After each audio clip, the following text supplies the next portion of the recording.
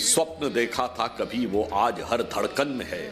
एक नया भारत बनाने का इरादा मन में है। बढ़ रहे हैं हम प्रगति की ओर उस रफ्तार से, कर रहा है विश्व भी हमको नमन उस पार से।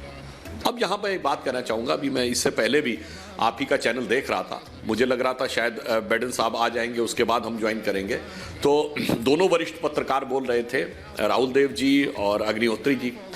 राहुल जी ने कहा कि भारत का प्रभाव विगत लंबे समय से बढ़ रहा था, दशकों से, और भारत के एनआरआईज का भी बड़ा रोल था। उन्होंने बहुत अच्छी बात कही, परंतु यहीं पर एक बात आती है कि हमने उसको किस ढंग से यूज किया।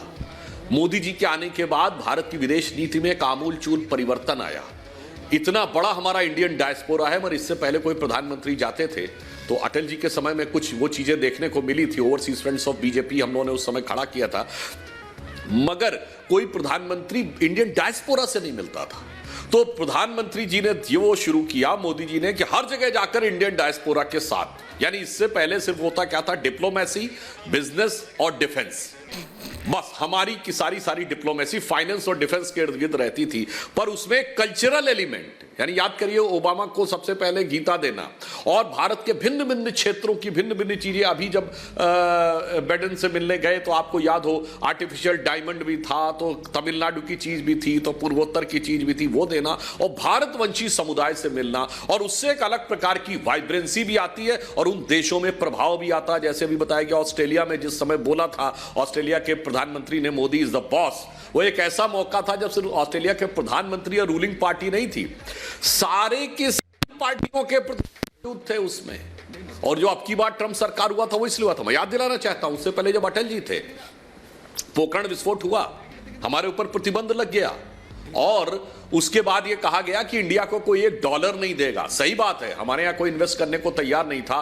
तब उन्होंने सेव इंडिया बॉन्ड्स निकाले थे और हमारा टारगेट था कि $5 बिलियन आएगा, और एनआरआईज ने वो स्थिति बनाई कि वो $6.2 बिलियन का सब्सक्रिप्शन हुआ था उसमें।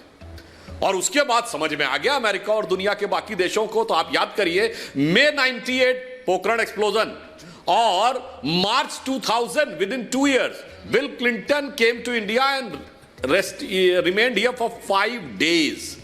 तो ये एक बड़ा अंतर था। तो बिल्कुल सही बात है कि हमारी जो शक्ति है, सामर्थ्य है, उसको समझना और सही ढंग से यूज करना, ये हमारी पार्टी ने, मतलब अटल जी के समय में हुआ, मोदी जी ने तो उसको एक अलग डायमेंशन तक पहुंचाया है। और मैं कह सकता हूं कि भारत का, रोक रहा हूं आपको, और अब ये काफिला निकलता हुआ अमेरिका के राष्ट्रपति जो बाइडेन का टर्मिनल 3 से, और अब वो बढ़ रहे हैं आगे की ओर। बायलैटरल बिल्कुल एक भी क्षण वेस्ट नहीं किया जा रहा है। प्रधानमंत्री मोदी के साथ बायलैटरल्स हैं उनके आज। तो